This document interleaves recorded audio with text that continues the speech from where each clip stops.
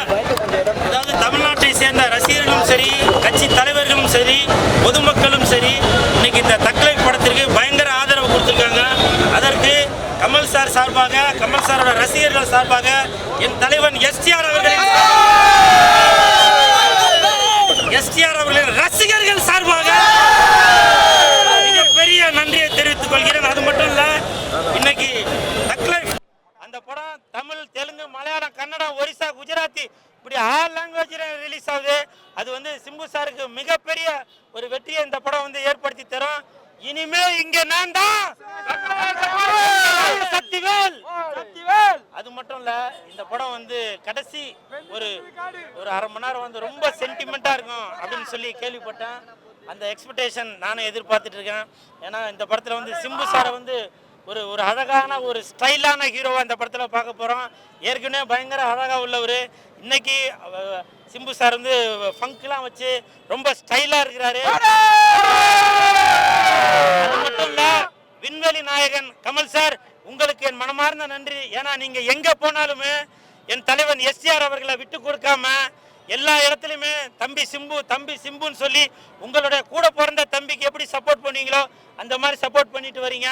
உங்களுக்கு என் மனமார்ந்த நன்றி சார்.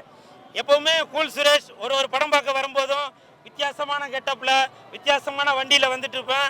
அதே மாதிரி அன்னைக்கு ரேக்லா ரேஸ், எப்படி ரேக்லா ரேஸில் பந்தயத்தில் ஓடும்போது ஜெயிக்கிறதுக்காக எப்படி வேகமாக ஓடிட்டு இருக்குமோ அந்த மாதிரி இந்த தக்லைஃப் படமும் வேகமாக ஓடிக்கிட்டு ஜெயிக்கிறதுக்காக ஓடிட்டு இருக்க இந்த படம். அது மட்டும் இல்லை, இன்னைக்கு சித்தப்பா டி வாசு அவர்கள், டிஆர் சாரோட தம்பியும் மற்றும் அகில இந்திய ரசிகர் மன்ற தலைவரும் ஆகிய வாசு சித்தப்பா அவர்களுக்கும் இந்த நேரத்தில் என் மனமார்ந்த நன்றியை தெரிவித்துக் கொண்டு, வெந்து தணிந்தது காடு, தக்லைஃப்க்கு வணக்கத்தை போடு.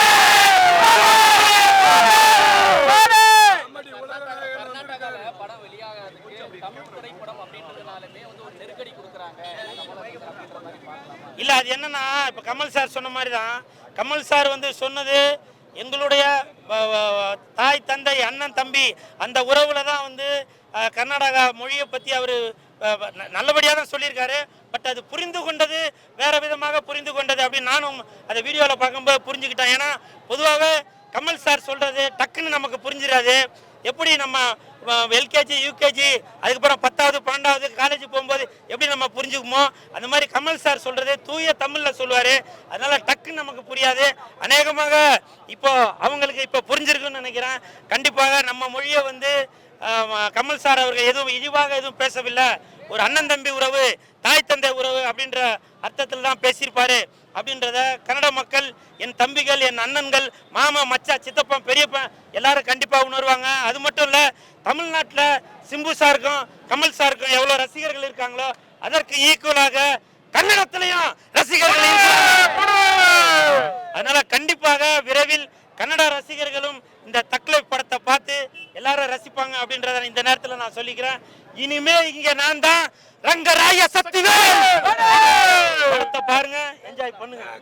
நடிகர் சங்கம் சப்போர்ட் பண்ணல அப்படின்னு பார்க்கலாமா? முக்கியமான நடிகர் எல்லாம் இப்ப கமல் சாருக்கு சப்போர்ட் பண்ணல. இல்ல, அது எல்லாருமே கமல் சாருக்கு சப்போர்ட் பண்ணிட்டு தான் இருக்காங்க. சில பேர் வெளிப்படையா சப்போர்ட் பண்ணுவாங்க, சில பேர் ட்விட்டரு, இன்ஸ்டாகிராமு, ஃபேஸ்புக்கு அதன் மூலமா சப்போர்ட் பண்ணுவாங்க.